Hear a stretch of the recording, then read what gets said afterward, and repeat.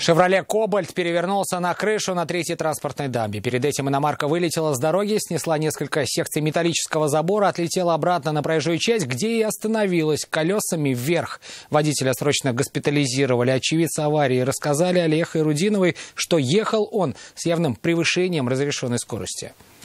Мы выбили там стекло, вытащили его, потому что, вроде его нельзя трогать, но дымится машина. Состояние водителя «Шевроле» после столкновения очевидцы оценивали как тяжелое. Окровавленный мужчина сильно ударился головой и был срочно госпитализирован в 7-ю городскую больницу с сочетанной травмой. Мы одновременно с ним ехали, его замотало, он шваркнулся.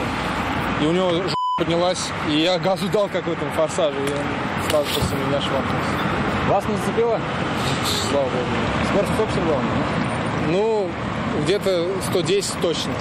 Быстро меня обогнал, его быстро замотало. После того, как «Шевроле» вошел в неуправляемый занос, он снес секции металлического забора, а затем перевернулся на крышу. Чтобы освободить проезжую часть, машину пришлось поставить обратно на колеса.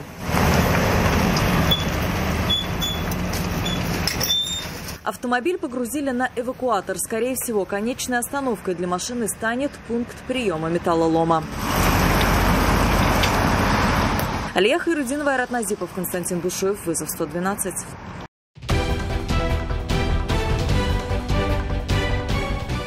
Происшествия и аварии, трагедии, героизм спасателей и сила закона в программе «Вызов 112» на сайте tnv.ru и на YouTube-канале ТНВ. Подписывайтесь.